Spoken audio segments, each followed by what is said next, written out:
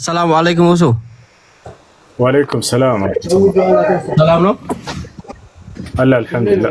ብዙ ጊዜ አንተን ለማግኘት ፈልጌ ነበር። የሆነ ጓደኛዬ ነበርና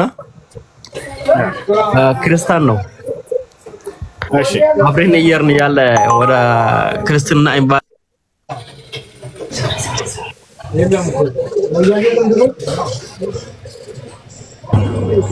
እኔ ደግሞ ብዙ እስከማውቀው ድረስ ለማስረዳት ፈለኩትና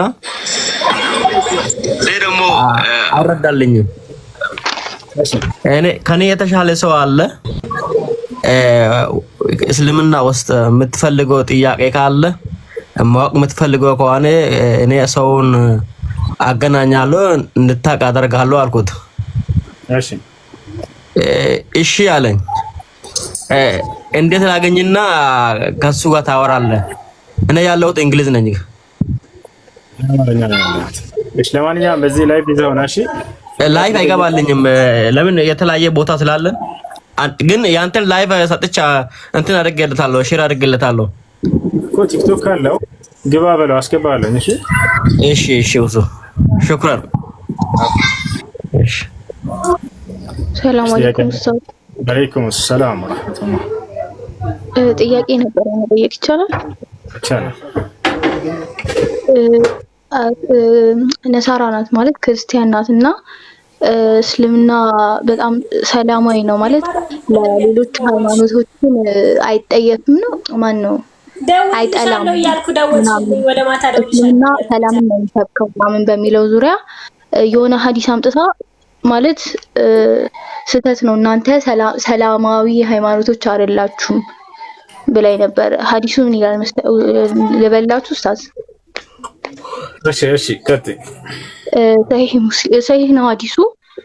አይሁዳውያንና ክርስቲያኖች ቀድማችሁ ሰላም አትበሏቸው፣ ከእናንተ መካከል አንዳችሁ በመንገድ ቢያገኘው ወደ ጠባቡ መንገድ ይግፋው ማለት ሲመስለኝ የሆነ ጂሃድ ላይ እንትን የተባለ ሐዲስ መሰለኝ። በጂሃድ የሆነ ኬዝ አለው መሰለኝ እና እንዴት ነው ይህ ሐዲስ? ከሃዲያኖችን ለሁለት ከፍሎ ያያቸዋል ኢስላም። አንደኛ ሰላማዊ የሆነ ከሃዲ አለ፣ ሁለተኛ ሰላምን የማይፈልግ የሚዋጋ የከሃዲ አይነት አለ። ስለዚህ እነዚህ ተጋደሏቸው ምናምን መንገድ ላይ እነዚህ ሐዲሶች የሚናገሩት ሰላማዊ ያልሆነና የሚዋጋ የከሃዲን አይነት ነው። ላ ተብደኡ اليهود والنصارى بالسلام አላቸው። አይሁዶችና ክርስቲያኖችን በሰላምታ ተጀምሯቸው አለ ነብዩ ሰለላሁ ዐለይሂ ወሰለም።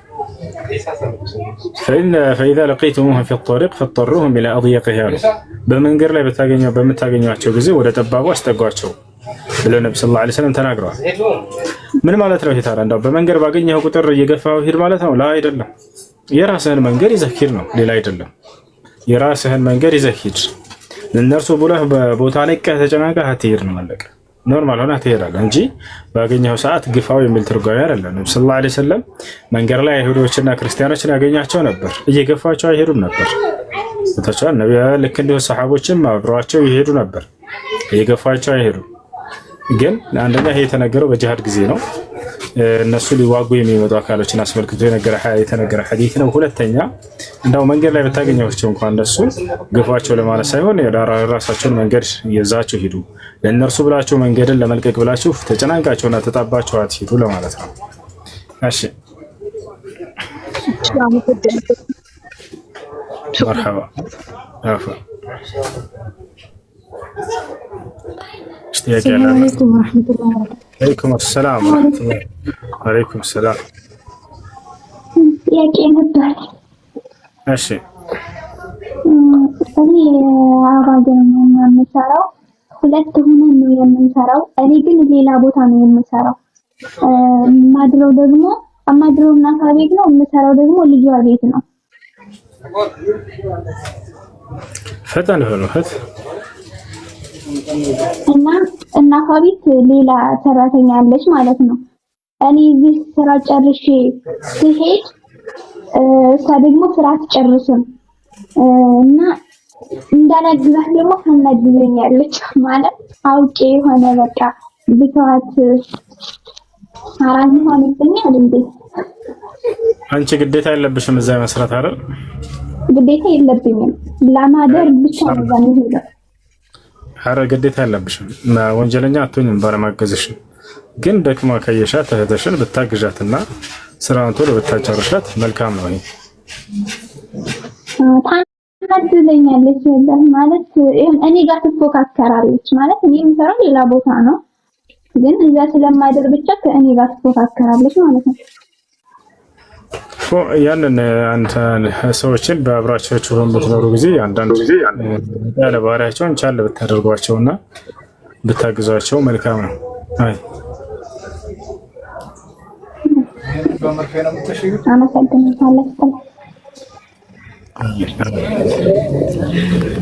ውሶ ወንድ ልጅ አንገት ላይ ብርም ሆነ እንትን ማንጠልጠል ይቻላል? አይቻልም።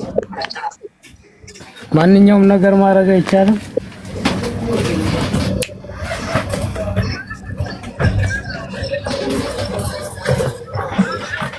ሰላም አለይኩም ወራህመቱላሂ ወበረካቱህ። ሰላም ወራህመቱላሂ ወበረካቱህ። እኔ አልጨረስኩም ነበር። የሚረብሽ ቦታ ከሆናችሁ ትወርዳላችሁ። ልጆች የሚረብሽ ቦታ ናቸው አትላሉ። እሺ ጥያቄሽ ምንድን ነው?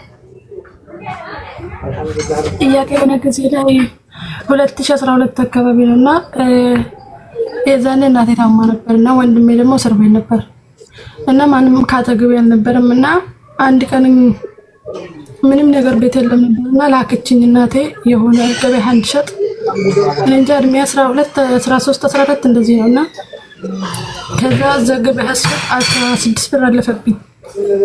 ከዛ ልጅቷ ከሄደች በኋላ አስታወስኩኝ እንዳለፈብኝ ማለት ነው። ከዛ ልጅቷን በሩቅ እያየኋትኝ ነው፣ ግን ብር ምንም ስላልነበረን ዝም ብዬ ያንን ብር ይዤው ገባሁ እና እንዴት ላድርግ አሁን? ሴትዮዋን ደግሞ ረስቻታለሁ፣ አላውቃትም። ደጋ መስጠት ያንን ገንዘብ ወደ አላህ ተውበት ማድረግ። እሺ አመሰግናለሁ። አይ ወአለይኩም ሰላም ወራህመቱላህ። ጥያቄ ነበረኝ። ሀይድ ጨርሰን ታጥበን ከዛ ተመልሶ መጥቶ መጾም አንችልም፣ ጾም ይጠፋብናል። የመጣው ሀይድ ወይራ አበባ ከሆነ ጾምን ይከለክላል። እሱ አይቻልም መጾም። ነገር ግን ከሀይድ በኋላ ከጨረሳችሁ በኋላ ተከትሎ የሚመጣ የደም አይነት አለ። እሱ ደም እሱ ጾምን አይከለክልም።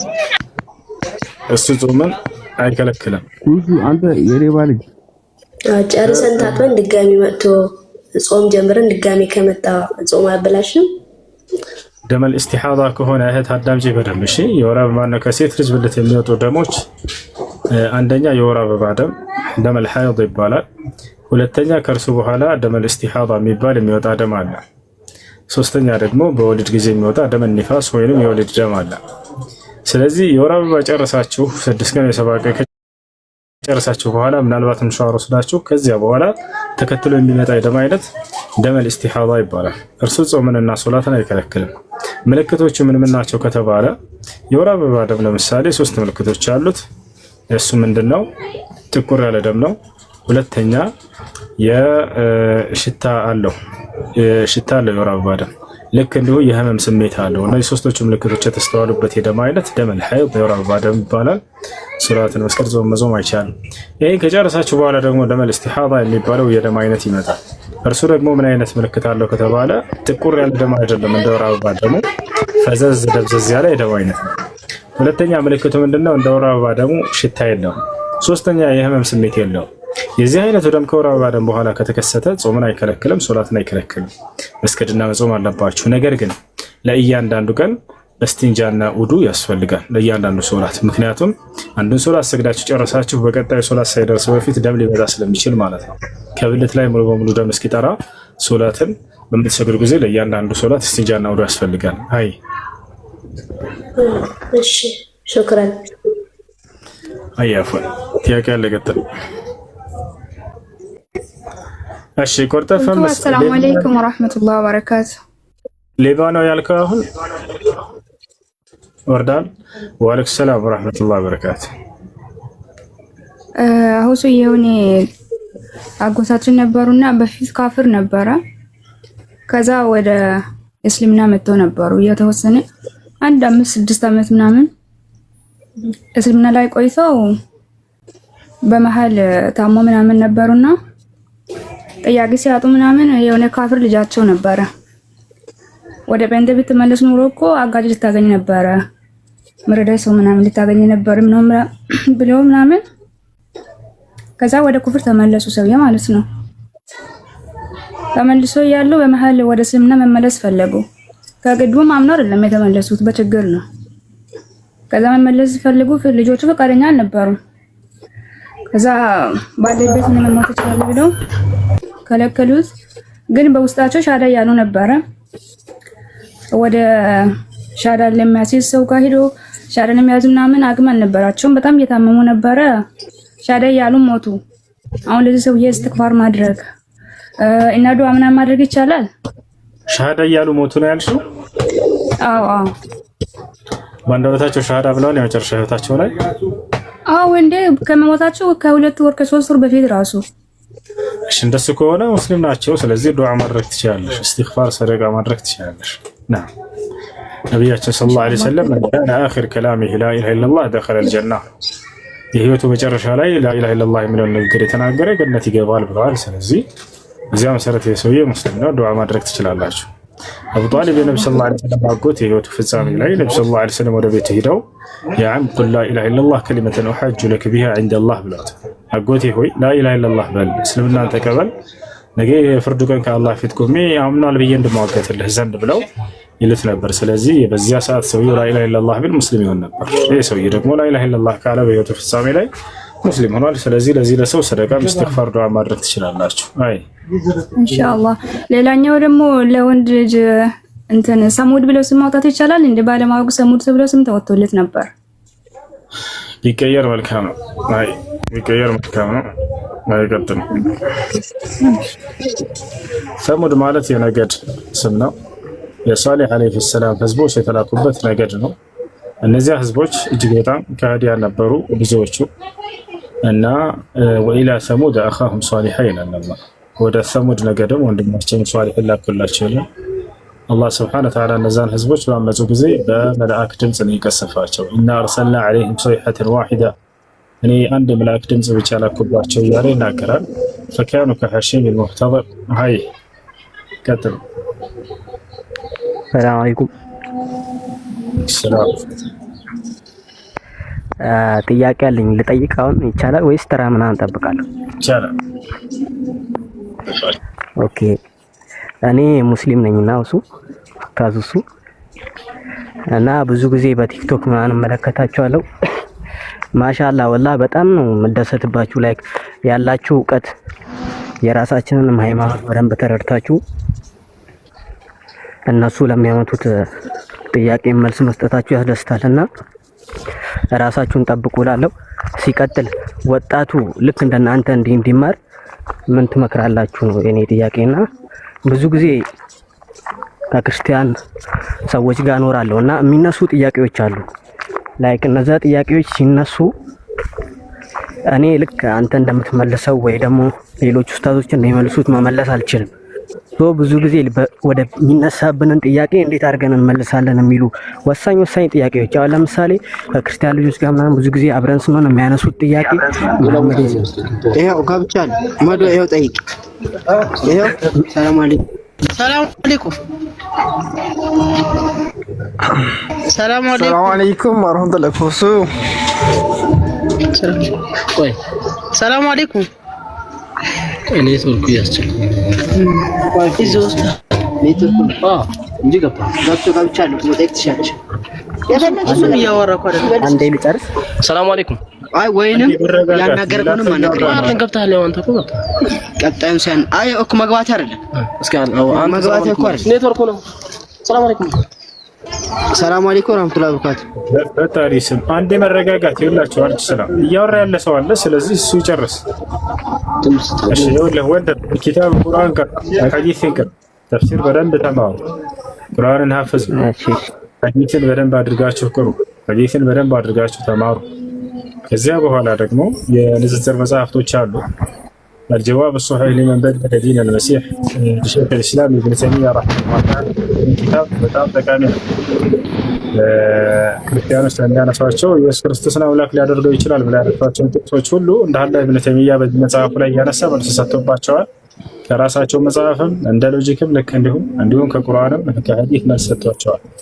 እውነትን መረዳት ለሚፈልግ ልክ እንዲሁ ኢብኑ አልቀይም ረሒመሁላህ ተዓላ ሂዳየቱል ሐያራ ፊ ረድ ዐለ ልየሁድ ወነሳራ የሚል መጽሐፍ አለው። ይሄ በአይሁድና ክርስቲያኖች ላይ የሚነሱ ጥያቄዎችን በደንብ አድርጎ የገለጸበትና ያስተማረበት መጽሐፍ ነው። ሁለቱ ለንጽጽር በጣም አሪፍ ናቸው። እነዚህን ተማራች። ስም አለው ወይ በአማርኛ ምንድን ነው? የአላህ ስብሐነሁ ወተዓላ ስም ትርጉም በአማርኛ አላህ ብሎ ማለት በእውነት የሚመለከው ብቸኛው አምላክ ማለት ነው። አይ ያ አልኢላህ አልማዕቡድ መልካም ሁሉ ደጋፊ መለስኩልህ። ኮሜንትን አቋርጠው ካለና ነው ግባና ጠይቀሽ። እሺ ውሲ ለመለስክልኝ በጣም አመሰግናለሁና ሁለተኛዋ እና የመጨረሻዋ ጥያቄ ደግሞ ምንድናት?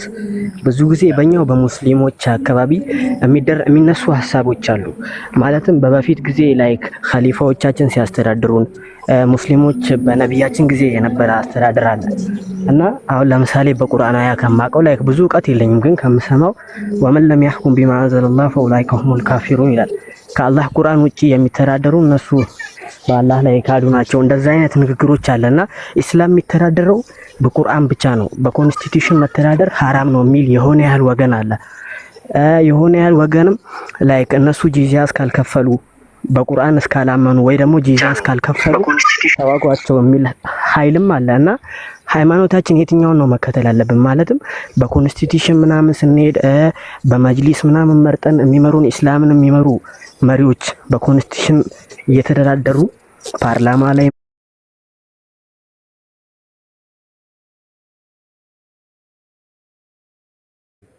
ያ ነው። እሺ ጥያቄ አለ። እኛ እየሄድንበት ያለነው አካሄድ እንዴት ነው? በህገ መንግስት እየተዳደርን ያለንበት አካሄድ ያው ይሄንን ሳይሆን የሀገሪቱ ህግና ስርዓት ነው። ምንም መቀየር የማትችለው ነገር ነው። ስለዚህ አንተ በዚህ ተጠያቂ አይደለህም። እርሱ ራሱ ነው የሚጠየቅበት። ያንን ወደና ፈቅደን አይደለም። እኛ ቢፈቅር ኑሮ በአላህ ህግና ስርዓት ብንተዳደር እሱ ነበር። ግን ያንን የሀገሪቱ ህግና ስርዓት ይሄንን አያደርግም። ስለዚህ እኛ ተጠያቂዎች አይደለንም። እኛ በዚያ ነገር ወደና ፈቅደን ደስተኞች ሆነን ቢሆን ኖሮ የዛኔ ነው ተጠያቂ የምንሆነው። አይ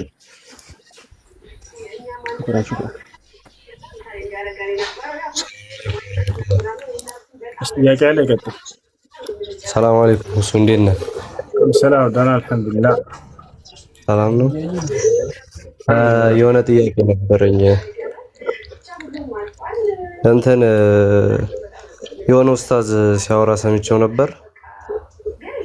አርራህማኑ አለል አርሽ እስተዋ የሚለው ነገር ላይ አላህ ከአርሽ በላይ ነው ብሎ የሚያምን ሰው ላይ መከተል አይቻልም፣ ሰላት መከተል አይቻልም ምናምን ሲል ሰምቼው ነው። እኔ እስካለኝ እውቀት ተከራክሬዋለሁ። እስቲ ብታስረዳኝ እንደዚህ ምናምን አለኝ።